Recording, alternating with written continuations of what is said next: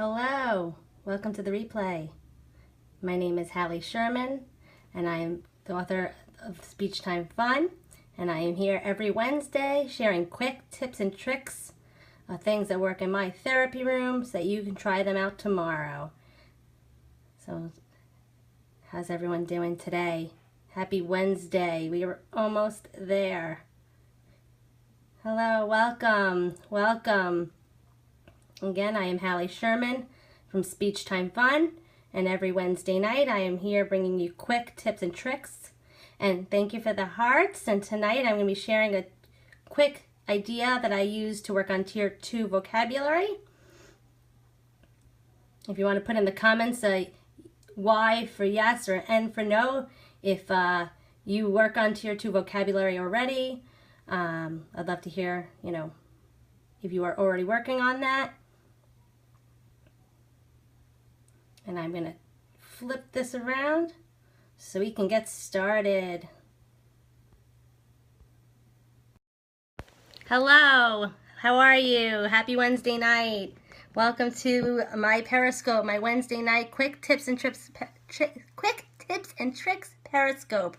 And I am here bringing you every Wednesday night just some quick things that you can try out in your therapy room that has been successful in mine. Oh, thank you. Thank you. How are you? So today I'm going to be sharing just a quick idea that I use in my therapy room to work on Tier 2 vocabulary.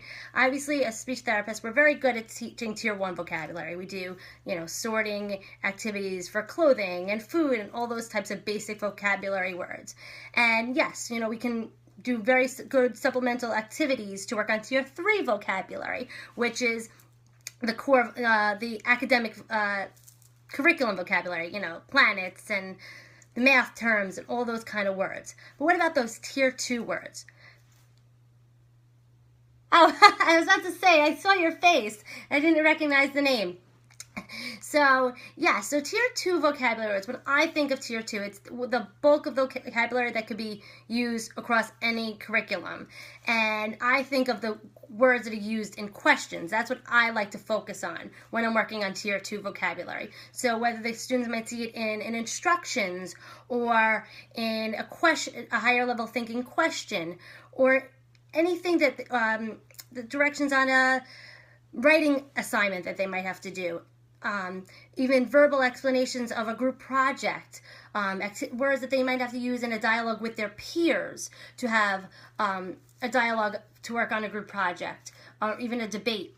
Those are the words that I focus on. So things like, depending on the grade level and, what they're expected to know, look at the Common Core standards. A lot of times in the Common Core standards, it says those Tier 2 words like predict, infer, claim, support, evidence. A lot of those words are right in the Common Core standards, and that's a lot of times where I get those words.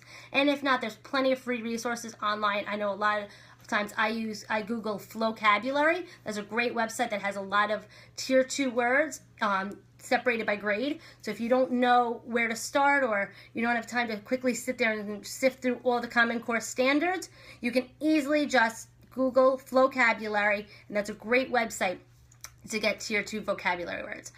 So how do I work on it? How do I teach it? How do I do it differently than a classroom teacher might do? A classroom teacher might just show them, thank you, they might just show them the word and expect them to understand it, or they'll say, oh, they can't do the comprehension problem, or the question. Well, maybe they can, they don't understand those vocabulary words and what it's asking them to do. So something I posted this on Instagram earlier, I like to do is I take this, make this a little do-it-yourself foldable. It's just a piece of construction paper.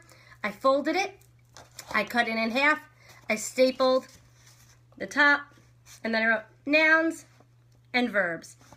And then I took those Tier 2 vocabulary words that I got off the Common Core standards and Flocabulary, and then I separated, them for myself, and then on index cards. And so what I do to start with is I'll present it as in a sentence, using like a context clues activity. So, please make a guess of what you think we're going to be doing today. And the students have to say, okay, was that a noun or a verb?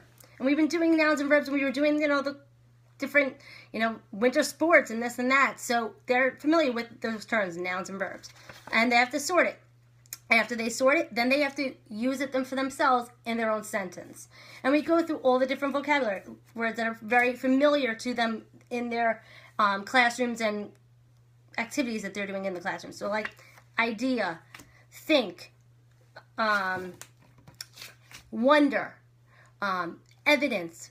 And then after we go through some of those ones that have a definite noun and verb definition category, then we go through the ones that it could be both, like the word plan. It could be, a plan could be a thing and it can be an action. So we go through the different sentences and how they could be used that would make it a noun and a verb. So this way, I like to do this with them is that, I give them the sentence, they sort it, then they give me a sentence back. And then they can drill each other.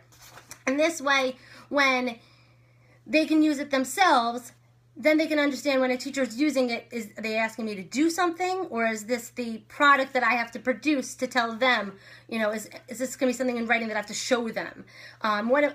Simple yet effective. It's just a way to just, we like to teach vocabulary using categorization, associations. Exactly, perfect.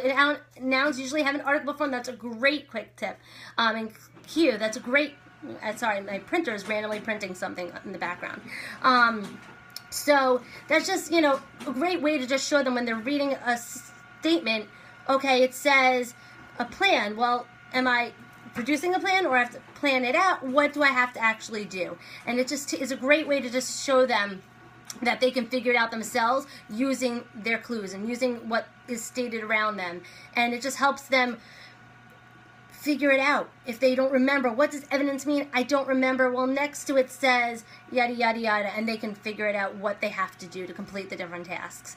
I like to come up with vocabulary that's just not random. I like to come up with vocabulary that they're familiar with, that they're using, and it helps them. And then once they're getting the hang of it, then I'll take in, a comprehension activity or, a test that they might have taken in their classroom, and we take a highlighter. Let's highlight the words we find that we were just doing. And, okay, how is it used? Was it a noun? Was it a verb? What did my teacher want me to do when I read those words? And this way they can explain it to each other and quiz each other. And then the next best thing is just using it in everyday dialogue. So when you're just having conversations about your weekend, give me some evidence that it was snowing outside. Okay, well, there's snow on my shoe. There's evidence. My arm hurts from shoveling. There's my evidence. Let's wonder, do we think there's going to be another snow day or another storm? Let's come up with some, and I use these terms just to have regular dialogue in the classroom while you're waiting for students to come in the room. Oh, thank you, Teach Speech. Just while you're waiting for the students to come into the room and you're just sitting there waiting for some more to come in, let's have these conversations and just use those words. Let's talk about plans and let's make claims and support your answer while you're, let's have little debates as you're using those words. There's presidential stuff going on all the time. You can easily bring in some, debate kind of vocabulary and bring in, some presidential stuff going on. And bring it in, and they can use the words and practice using it in conversation. And that's the best thing I can say that I like to do to work on Tier 2 vocabulary. And as my little treat for you guys coming in and viewing my Periscope today for my quick tips and tricks, I have a freebie just for you. I'm going to turn my screen around and show you a website, and you're going to go to that website.